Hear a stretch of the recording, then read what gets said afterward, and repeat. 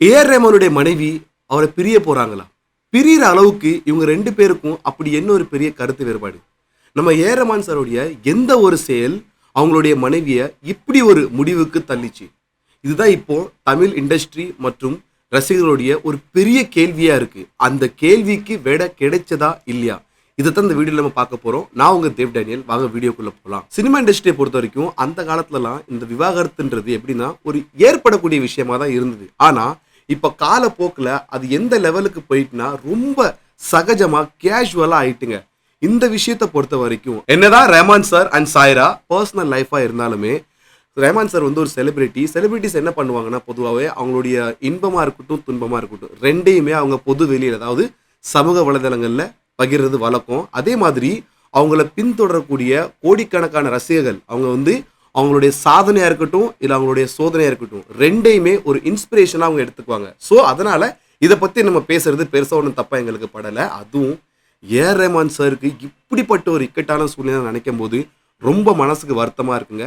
எனக்குமே இது ரஹ்மான் சாரோட தீவிர ரசிகனா ரொம்ப வருத்தமா தாங்க இருக்கு. இதுதான் நம்ம இந்த கண்டென்ட்டை பண்றதுக்கு ஒரு முக்கியமான காரணமா அமைஞ்சதுங்க. ரஹ்மான் சார் சாய்ரா மேம் இவங்க 2 பேருக்கு உண்டான அந்த விவாகரத்து தொடர்பா முதல்ல பதிவு போட்டது அவருடைய மனைவி சாய்ரா மேம் தான். அவங்க என்ன பதிவு போட்டிருக்காங்கன்னு பார்த்துக்கிட்டிங்கன்னா, எங்களுடைய இத்தனை வருஷ திருமண வாழ்க்கை வந்து முடிவுக்கு வரப்போகுது. இது ரொம்ப கடினமான முடிவாக தான் எங்களுக்கு இருக்க போகுது. இதுக்கு காரணம் என்னன்னு பார்த்துக்கிட்டிங்கன்னா, எங்கள் 2 பேருக்கும் இடையில இருக்கக்கூடிய அந்த உணர்வு ரீதியான அழுத்தங்கள் தான் அப்படின்னு சொல்லியிருக்காங்க.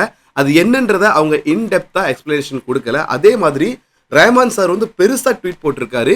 ஸோ அதை நம்ம வந்து சுருக்கமாக அது என்ன கன்வே பண்ணுது அப்படின்னு நம்ம பார்த்துடலாம். அவர் என்ன சொல்லியிருக்காருன்னா, இப்படி பண்ணிட்டே சாய்ரா அப்படின்ற மாதிரி தான். அதாவது வரப்போகிற மார்ச் மாதம் வந்து இவங்க 2 பேருமே 3 டெக்கேட் அதாவது 30 வருஷ திருமண வாழ்க்கையை வந்து இவங்க நிறைவு செய்ய போகிறாங்க அப்படின்னு அவர் நினச்சிக்கிட்டு இருந்தாராம். ஆனால் இந்த மாதிரி தருணத்தில் இப்படி எதிர்பாராத விதமாக 2 பேரும் பிரிவோம் அப்படின்னு நினைக்கல. இது ரொம்ப வருத்தத்தை எனக்கு கொடுக்குது. அது மட்டும் இல்லாமல் இது வந்து கண்ணுக்கு தெரியாத ஒரு முடிவாக தான் இருக்குது அப்படின்னு அவர் ரொம்ப உருக்கமாக பதிவு போட்டிருக்காரு.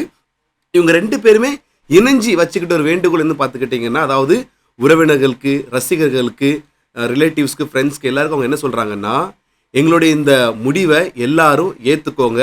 எங்கள் தனி உரிமை அதாவது எங்களுடைய ப்ரைவசிக்கு வந்து இம்பார்ட்டன்ஸ் கொடுங்க அப்படின்னு வேண்டுகோள் வச்சுருக்காங்க. மொத்தத்தில் இவங்க 2 பேரும் பிரிய போகிறது உறுதி ஆயிட்டுங்க. இப்படி சுமூகமாக போயிட்டு இருந்த எங்களுடைய திருமண வாழ்க்கையில் வந்து எதிர்பாராத விதமாக இந்த திடீர் முடிவாக இந்த விவாகரத்து முடிவு வந்ததுக்கு காரணம் என்ன அப்படின்னு நம்ம கொஞ்சம் டீப்பாக யோசிக்கும் போது ரஹ்மான் சாருடைய நேச்சர் அவருடைய கேரக்டர் எப்படி இருந்திருக்கு அப்படின்னு நம்ம பார்க்க வேண்டியது கொஞ்சம் அவசியம்தான்.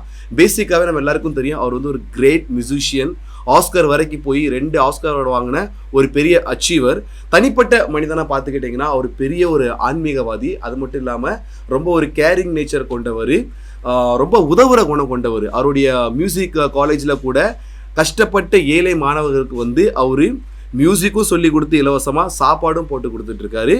அதே மாதிரி குடும்பத்தை பொறுத்த வரைக்குமே அவர் தன்னுடைய குழந்தைகளுக்கு ஒரு நல்ல தகப்பனாக இருந்திருக்காரு. தன்னுடைய மனைவிக்கு ஒரு நல்ல கணவனாக தான் இருந்திருக்காரு. ரொம்ப குறிப்பாக அவருக்கு தீய பழக்க வழக்கங்கள் எதுவுமே கிடையாது. இந்த ஸ்மோக்கோ ட்ரங்க் பண்ணுறதோ எந்த ஒரு ஹேபிட்டும் இல்லை. பொண்ணுங்க விஷயத்துலையுமே எந்த ஒரு கான்ட்ரவர்சிஸ்லையுமே அவர் பேர் இது வரைக்கும் அடிபட்டது கிடையாது. இப்படி எல்லா விஷயத்துலையும் நல்ல மனுஷனாக இருந்த ரஹ்மானுக்கும் அவங்களுடைய லவ்வும் பார்த்துக்கிட்டிங்கன்னா நல்ல மாதிரி தான் இருந்திருக்கு. ஸோ இவங்க 2 பேருக்கும் இந்த பிரிவு உண்டானதை நினைக்கும் போது ஆச்சரியத்தை விட ரொம்ப வருத்தம் தான் வருதுங்க. ஸோ இந்த பிரிவுக்கு காரணம் என்னன்றதை நாங்கள் வந்து ஒரு அசம்ஷனில் தான் பேச போகிறோம். அப்படி தான் பேச முடியும். நம்ம எல்லாருக்குமே தெரியும் ரஹ்மான் சார் வந்து most busy and most wanted musician. அவர் வந்து கோலிவுட், பாலிவுட், ஹாலிவுட் இப்படி 3 இண்டஸ்ட்ரியிலையும் கலக்கிட்டு இருக்கக்கூடிய ஒரு மியூசிஷியன், ஒரு தமிழன். அது மட்டும் இல்லாமல் ஐபிஎல் தி மியூசிக் கூட அவர் போடுவார், லைவ் கன்சர்ட் பண்ணிட்டு இருக்காரு. அது காணாமல் அவருடைய அப்கமிங் ப்ராஜெக்ட்ஸ் மட்டும் பார்த்துக்கிட்டிங்கன்னா 30 படங்களுக்கு மேலே அவர் கைவசம் இருக்குது.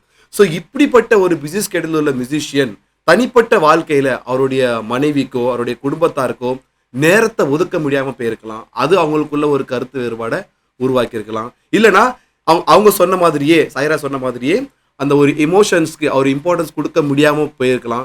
இப்படி பல காரணங்களை வந்து நம்ம அசியூம் பண்ணலாம். ஆனால் அதுலேயுமே ஒரு விஷயம் நீங்கள் உன்னிச்சு கவனிச்சிங்கன்னா ரஹ்மான் சார் வந்து நைட்டு 12 மணிக்கு கூட தன்னுடைய மனைவியை ஹெல்மெட் போட்டுக்கிட்டு பைக்கில் ரவுண்ட்ஸ் கூட்டிட்டு தான் போயிட்டு இருந்திருக்காரு அவரால் முடிஞ்ச அளவுக்கு.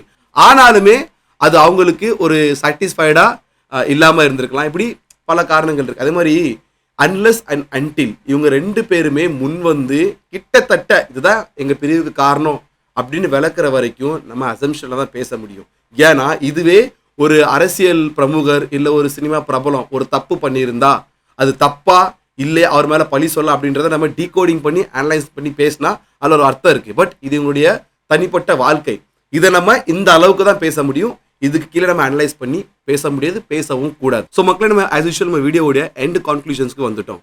அன்டில் அண்ட் அன்லெஸ் நாங்கள் சொன்ன மாதிரி தான் ரஹ்மான் சாரோ இல்லை சாய்ரா மேமோ எங்கள் பிரிவுக்கு இதுதான் காரணம் அப்படின்னு வெளிப்படையாக அவங்க சொல்லாத வரைக்கும் நம்ம காரணங்கள் இதான் அப்படின்னு ப்ரெடிக்ஷன்ஸ் தான் பண்ண முடியும். யாராலையும் இதுக்கு அக்யூரேட்டான காரணத்தை வந்து சொல்லவே முடியாது. ஆனால் இதையும் மீறி சில யூடியூப் குடும்ப நல வக்கீல்கள், சில நீதிபதிகள் அவங்கெல்லாம் இப்போ அவங்க இஷ்டத்துக்கு அவுத்து விட ஆரம்பிச்சிருப்பாங்க. அதில் அவங்க மொத்த அவுத்து விட்டது என்னன்னு பார்த்துக்கிட்டிங்கன்னா இந்த பிரிவுக்கு காரணம் தனுஷ் சார் தான் அப்படின்னு பாவம் அவரை கொடுத்து விடுறாங்க. இதுக்கு ஒரு படி மேலே போய் ஒருத்தர் என்ன கேப்ஷன் வைக்காருன்னா அவருடைய அந்த தம்ப்நெயில்னு சொல்லுவாங்க அதை, அந்த வீடியோக்கு சங்கிகள் கதற வேண்டாம் அப்படின்னு. ஏயா இது ரஹ்மான் சாருக்கும் சாய்ரா மேமுக்கும் உள்ள குடும்ப பிரச்சனை, இதுல கொண்டு வந்து மதத்தை திணிச்சு அப்படி வியூ பார்க்கணுமா உங்களுக்கு? ஸோ ஓவராலாக இதில் எங்கள் கான்க்ளூஷன் என்னன்னா, இப்போ ஒரு பெரிய மியூசிஷியன் ரஹ்மான் சார் அவருடைய ஸ்கெடியூல் எப்படி இருக்கும்? ஹாலிவுட் லெவலுக்கு பிஸியாக இருக்கக்கூடியவர். இப்படிப்பட்ட ஒருத்தரை நம்ம கல்யாணம் பண்ணுறேன் அப்படின்னா இவர் கூட வாழ்க்கைக்கான சமயம் வந்து இவ்வளோ நேரம் தான் இருக்க போகுது, எல்லாத்துக்கும் தன்னை ஆயத்தப்படுத்திக்கிட்டு தான் ஒரு பெண் வந்து அவரை திருமணம் செஞ்சுக்கணும். அதுக்குன்னு சாய்ரா மேம் இப்போ எடுத்த முடிவு தப்புன்னு நாங்கள் சொல்ல வரல. ஏன்னா மேபி இன்னைய தேதி வரைக்கும் அவங்க முடிஞ்ச வரைக்கும் அட்ஜஸ்ட்மெண்ட் பண்ணிருக்கலாம். ஆனால் அந்த அட்ஜஸ்ட்மெண்ட் ஒரு கட்டத்தில் பொறுமையை இழந்து அவங்க வெறுத்து போய் இந்த ஒரு முடிவு கூட வந்திருக்கலாம். அது அவங்க தனிப்பட்ட விஷயம். சரிங்களா? இப்போ இந்த பிரச்சனையானது மக்களுடைய பார்வைக்கு எப்படி இருக்குன்றதை பார்க்கலாம். ஒரு தரப்பு என்ன சொல்லுவாங்கன்னு பார்த்துக்கிட்டிங்கன்னா, எப்பா இந்த வயசுக்கு அப்புறம் இவங்களுக்கு இந்த விவாகரத்துலாம் தேவையா, அதுவும் ஒரு குழந்தைய கல்யாணம் பண்ணதுக்கு அப்புறம்னு. இன்னொரு தரப்பு என்ன சொல்லுவாங்கன்னா, இதுல வயசு என்ன வேண்டியது இருக்கு, ஏன்னா இன்னமும் அவங்களுக்கு வந்து எதிர்கால வாழ்க்கை இருக்கதான் செய்து, இன்னும் 2 குழந்தைங்க இருக்காங்க. ஆனா அவங்களால சேர்ந்து வாழ முடியாதுன்ற ஒரு கசப்பான உணர்வு மனசுல வந்துட்டுனாலே அதுக்கப்புறம் அவங்களால இயல்பா அந்த வாழ்க்கையை வந்து எடுத்து கொண்டு போக முடியாது. ஸோ அவங்க எடுத்த முடிவு தப்பு தான் அப்படின்னு ஒரு கருத்து வரலாம். ஸோ இந்த 2 கருத்தையும் நீங்க பார்த்துக்கிட்டீங்கன்னா அவங்கவுங்க அனுபவ ரீதியா அவங்களுடைய ப்ராஸ்பெக்டிவ்ல சொல்லக்கூடிய கருத்து தான். இல்ல இதுதான் தப்பு இதுதான் சரின்னு நம்ம சொல்ல முடியாது. அதே மாதிரி ரஹ்மான் சாரை இன்ஸ்பிரேஷனா ரோல் மாடலா எடுத்துக்கிட்ட அவருடைய ஃபாலோவர்ஸ்க்கு இது சம்பந்தமா என்ன கருத்துனாலும் தெரிவிக்கிற கருத்து சுதந்திரம் அவங்களுக்கு இருக்கு. ஆனா அது அந்த லிமிட்ல இருக்கிறது ரொம்ப நல்லது. இதையும் தாண்டி சில மேதாவிகள் என்ன சொல்லுவாங்க தெரியுமா, இந்த சினிமாக்காரங்களே இப்படிதான், இவங்களுக்கு இந்த டிவோர்ஸ்லாம் ரொம்ப இந்த டீ குடிக்கிற மாதிரி ஆயிட்டு அப்படின்னு. அப்படி கிடையாதுங்க. அவங்க சினிமா செலிபிரிட்டிஸ் அப்படின்ற காரணத்தால அவங்களுடைய தனிப்பட்ட வாழ்க்கை வந்து பொது வெளிக்கு வந்துருது. நம்மள எத்தனை பேர் ஒரே கல்யாணத்தை முடிச்சு கடைசி வரைக்கும் ஒரே வாழ்க்கையை வாழ்றோம்? நம்மள யாருமே டிவோர்ஸ் பண்றது இல்லையா? நம்ம செலிபிரிட்டிஸ் இல்லைன்றதுனால அது வெளியே வர மாட்டேங்குது. ஸோ அவங்க சேர்ந்து வாழ்றதும் இல்ல பிரியறதும் அவங்களுடைய தனிப்பட்ட உரிமை. அதுல கருத்து ரொம்ப டெப்தா சொல்ற அளவுக்கு நமக்கு உரிமை கிடையாது. இதான் எங்களுடைய கருத்து. வீடியோ பார்த்ததுக்கு அப்புறம் இது சம்பந்தமா உங்களுடைய கருத்து என்னன்றதை கமெண்ட் பாக்ஸ்ல மறக்காம மென்ஷன் பண்றீங்க. சேனலை சப்ஸ்கிரைப் பண்ணிருங்க, ஃபாலோ பண்ணிருங்க.